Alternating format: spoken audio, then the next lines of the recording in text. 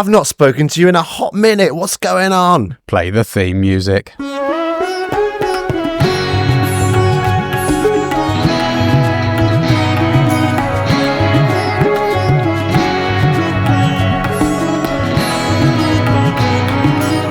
Hello and welcome to this episode of Tripology. I'm Alan and I'm here with the ever courageous Adam. Hello, mate. You have got me fresh from the hospital.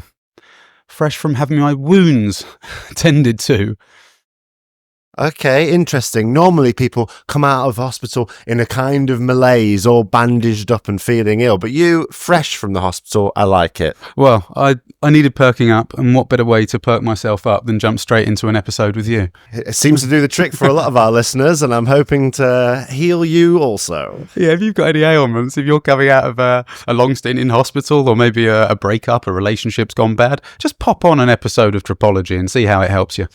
Yeah, well, last time we spoke, I were in Armenia, and my illness was that I hadn't slept in an awful long time because there was a sort of boring, whinnying, snoring man in the dorm room. Since then, I moved all the way west through Georgia and then plopped myself down into Turkey, where I'm sojourning all over the place, really. But you, my friend, we haven't spoken in an awful long time because you have been on quite the little adventure, haven't you, you little sauce pop?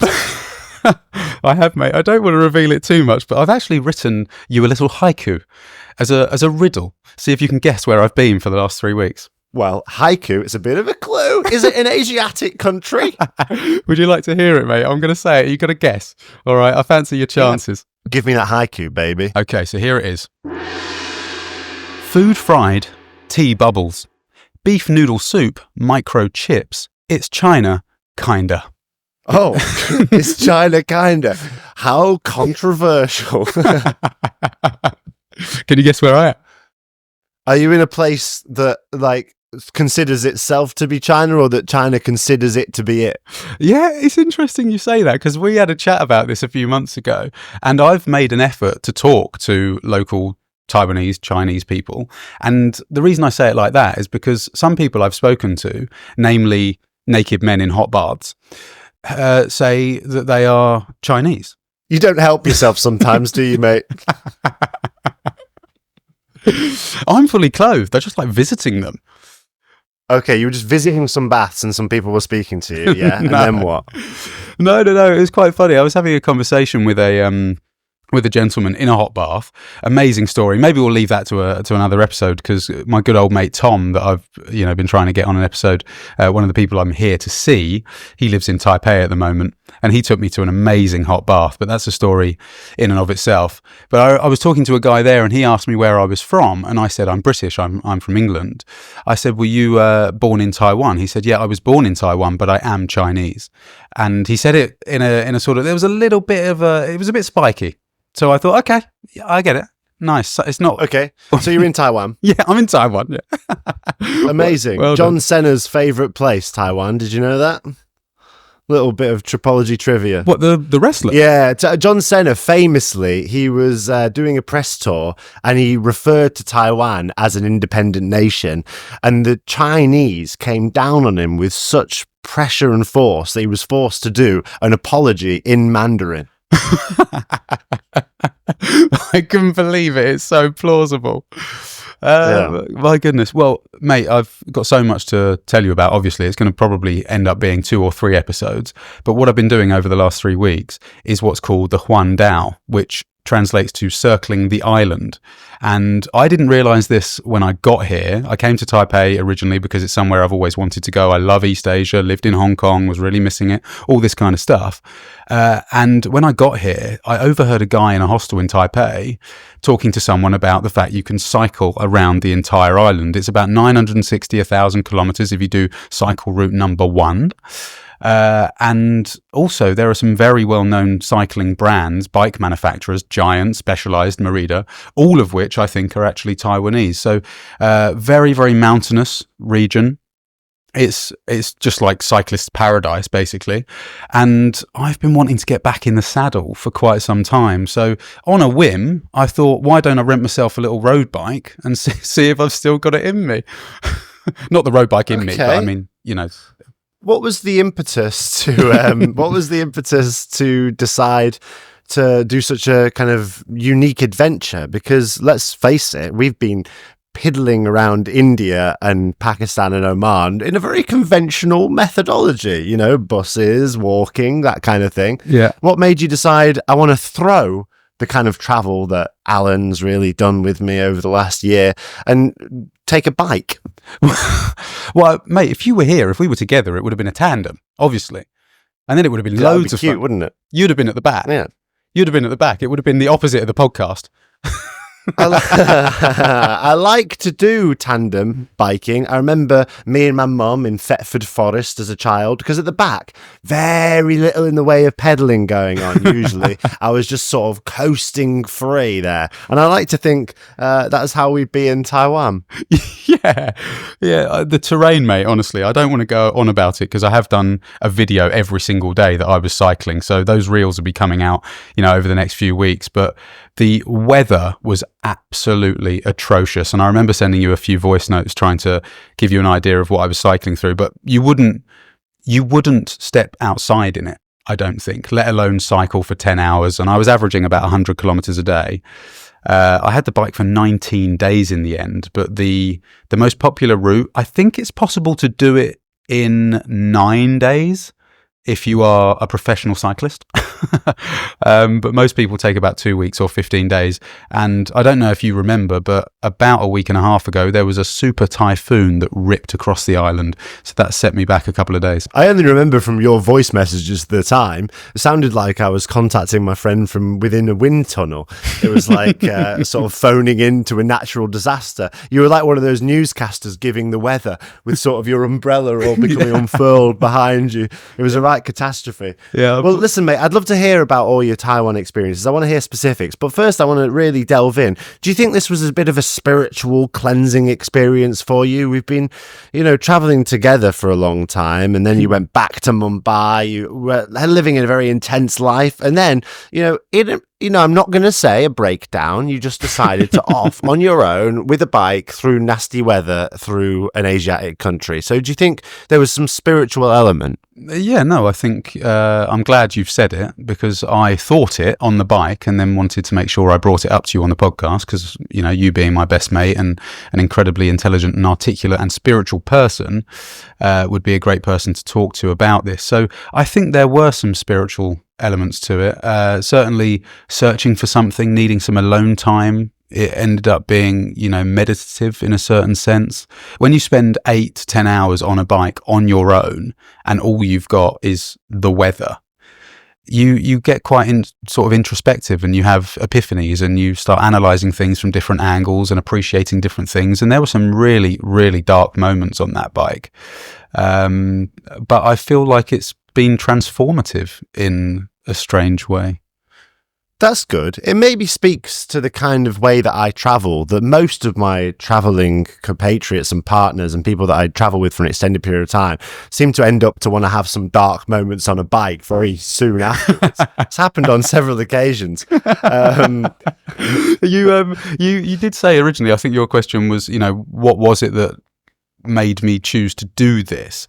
And I think that we have said repeatedly on the pod that having a focus to your trip is really important. And I hadn't, I was a little bit jealous about the fact that you'd done the Everest region, because there's some a bit of exercise involved. Obviously, you've got to be quite fit to do hiking and stuff. And you always say that it's one of those things, hiking, that you get fitter as you do it, which I really like. I didn't feel like I was in great shape after India and Pakistan, I'll be honest with you. So it was nice to have a bit of a cleanse and do something that, had a focus, which was sort of exercise. And I don't want to, with the recent episode that came out, Are You Too Old to Travel, turning 35 and this sort of stuff, I am probably at the top end of being able to sort of run a marathon or run a 10K or climb a mountain. You don't look it.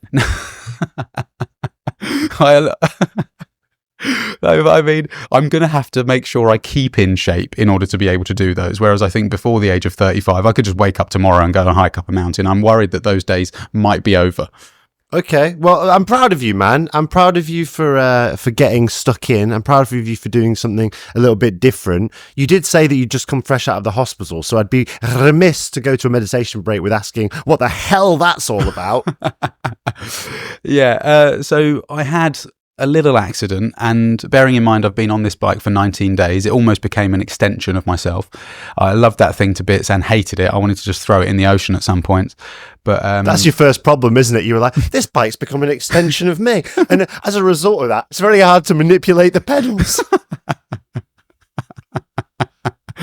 No, were your shoelaces tied to it or something by accident?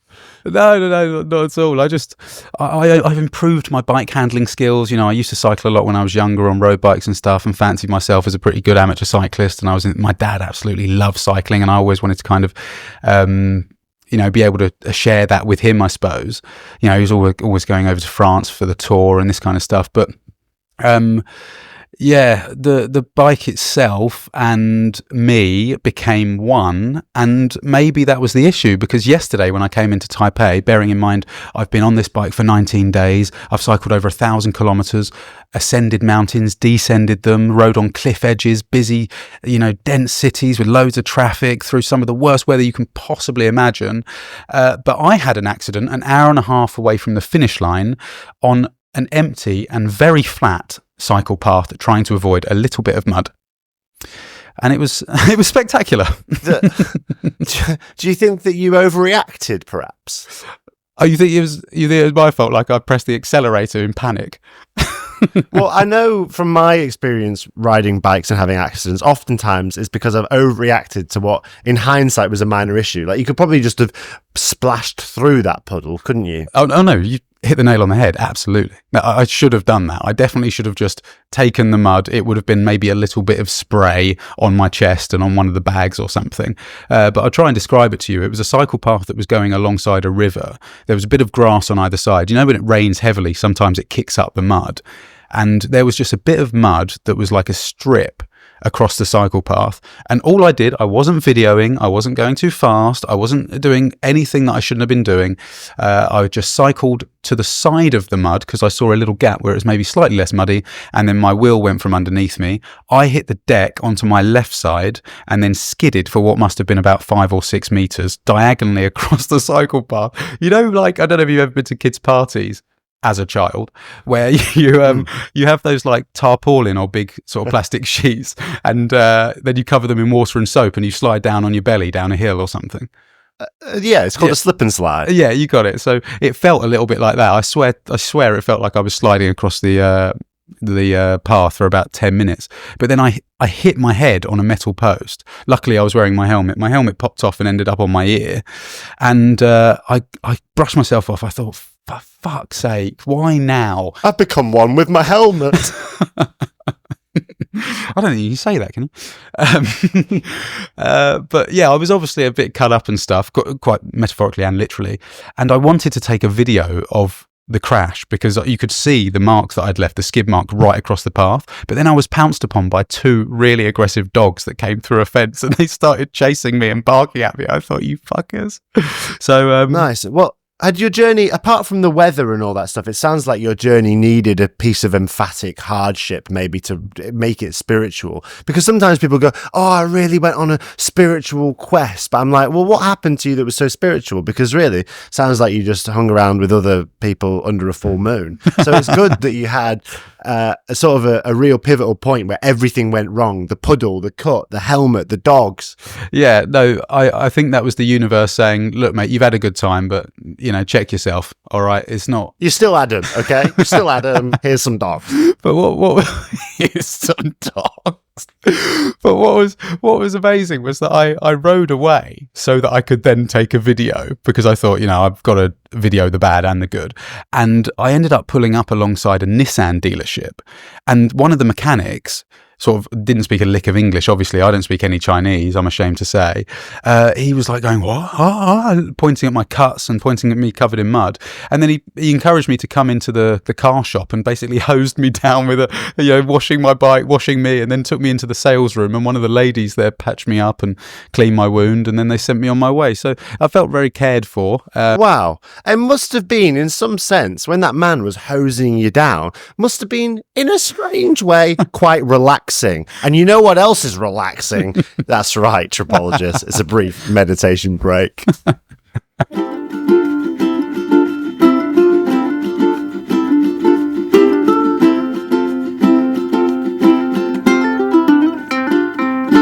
Like a man at one with his bike, a sort of cycle man, helmet on his ear, cascading through the bottle groves of Taiwan. Allow your conscious mind to return into your brain. Now, listen, guys. Let me just level with you. The situation is rife because I have to check out of this hostel in 20 minutes, and we've got a Patreon section. We've got a lot of stuff. So we're gonna come back to Taiwan. We're gonna tell stories of Adam all going around in his cycle. That's coming in later weeks. You can catch the episodes tripologypodcast.com, baby. But right now we've got to do a rapid fire tripping point.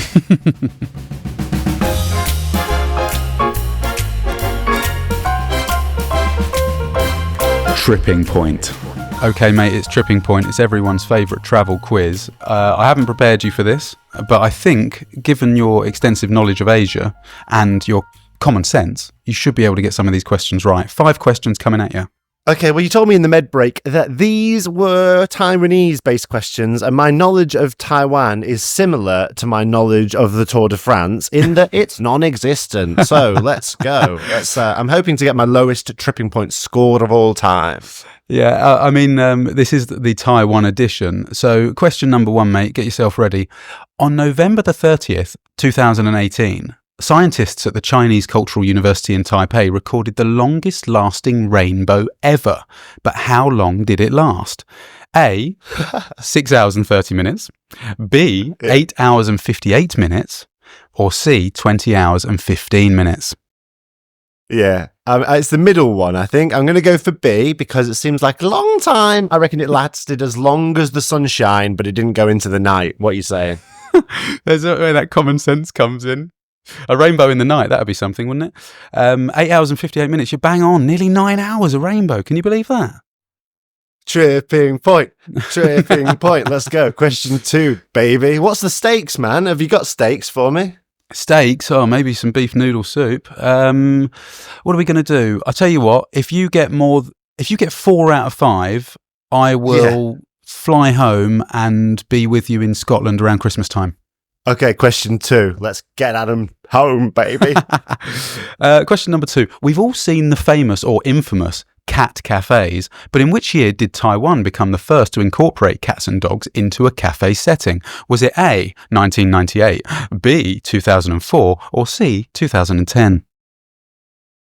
This is what I think. I think that it seems like it might be later because cat cafes are such a modern phenomena, but the show Friends was really big in the 90s and they're hanging around in a cafe all the time. And if you didn't have any friends but you wanted to experience the joy of being in a cafe, you'd go to a cat cafe. So I reckon the Taiwanese jumped on it early. It's the 1990s. Option A. It is. You're right. My goodness, you got there in a roundabout way. But yeah, 1998, mate, fantastic. I mean, we probably see them more and more now because of social media, because of things like Instagram. But they predated that. Can you believe it? I mean, when do you think they're going to start letting cats into Starbucks? Oh, I reckon that you probably already can take a cat into Starbucks because they've been pushed back so much with their own sense of desperation to appeal to the masses. I think you can pretty much do whatever you want in there and then you can't really do anything about it. There'll be a movement called Cats First, Coffee Second.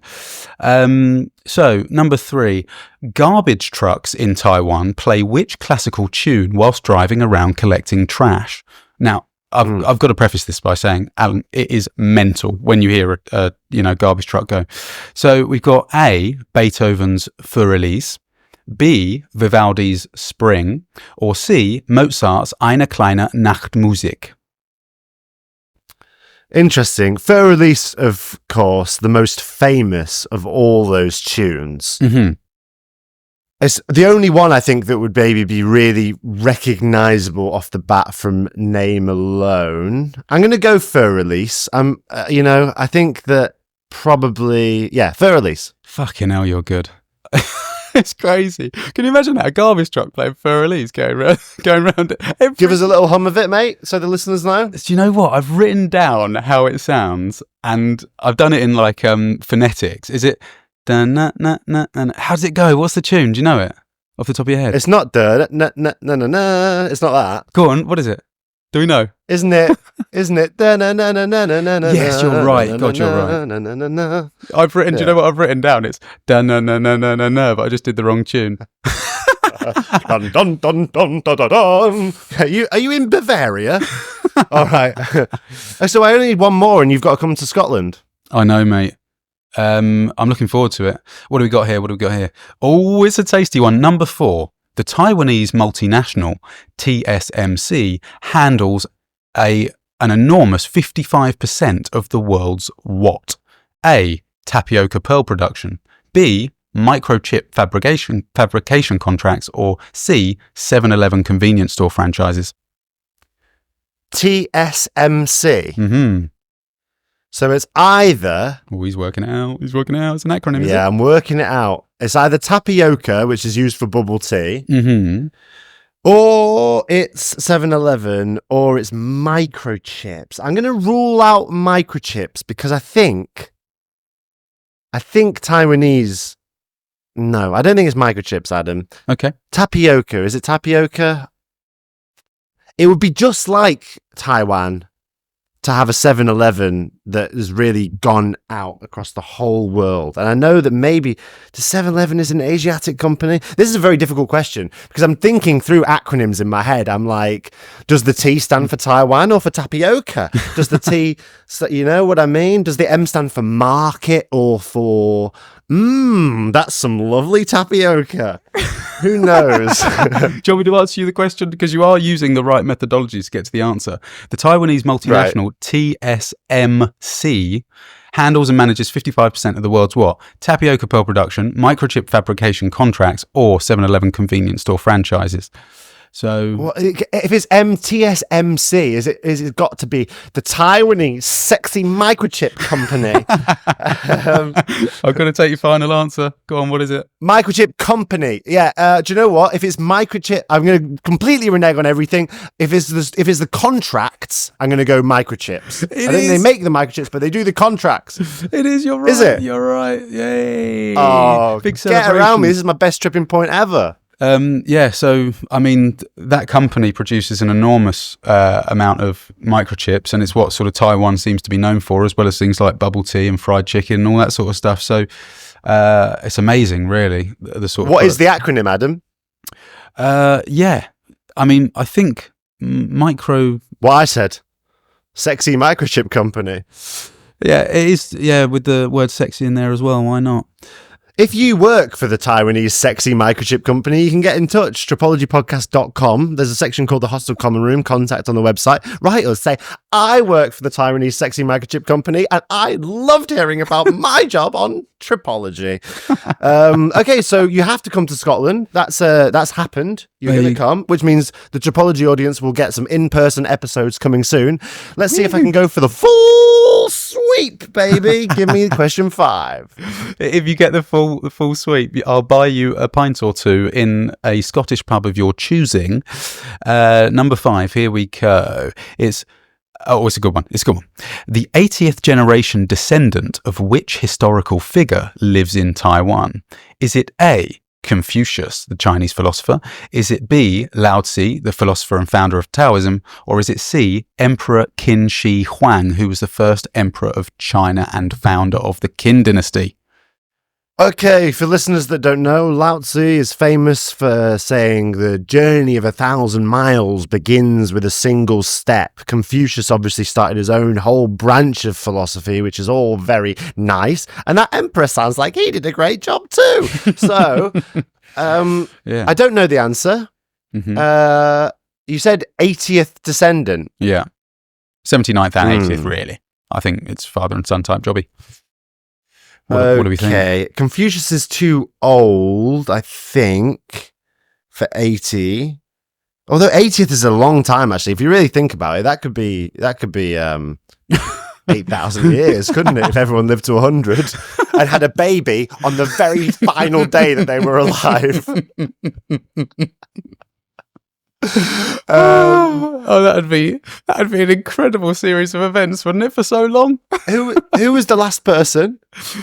The emperor? Emperor, bear with me 2 seconds. Emperor Qin Shi Huang, who was the first emperor of China and the founder of the Qin dynasty. I believe the reason he was the first emperor of China is because he actually unified China. So, I'm going to go for him, Adam. I'm going to go for him because I know all about the other ones and I've never heard anyone say they were Taiwanese. So I'm going to go for the emperor. Okay, it's Confucius. I'm so sorry. Really? It is. So he did do that whole thing where he tried to extend his dynasty by only having a child on the last day of his life. Is that Confucius's plan?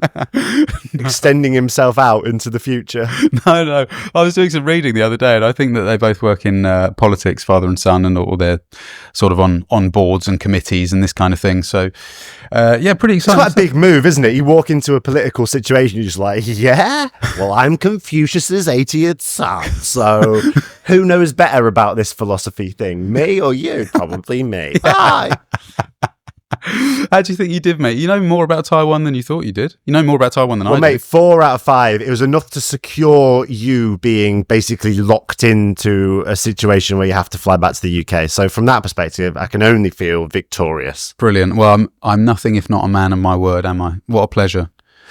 Much like Emperor Huang, I've unified the tripological co-hosting system and bringing us all together to record in the near future. Right now, though, I'm in Turkey, and I'm in Turkey with someone who's been mentioned on the podcast before, but only in passing. One of my best friends who I met on a bus in Bolivia because my contact lens fell out and I needed help putting it back in. And a kindly gentleman reached across the bus aisle and helped me out with that situation. So I'm now traveling in Turkey with a friend who I met many years ago, but it's really, really great. I'm having ever such a good time, but we have to check out this Airbnb in 10 minutes, and we do have a Patreon section which goes 24 hours early, and it's a little bonus section after the podcast. So we've got to head there right now, which means for those of you who refuse to pay any money to listen to Tripology, we'll see you all next week.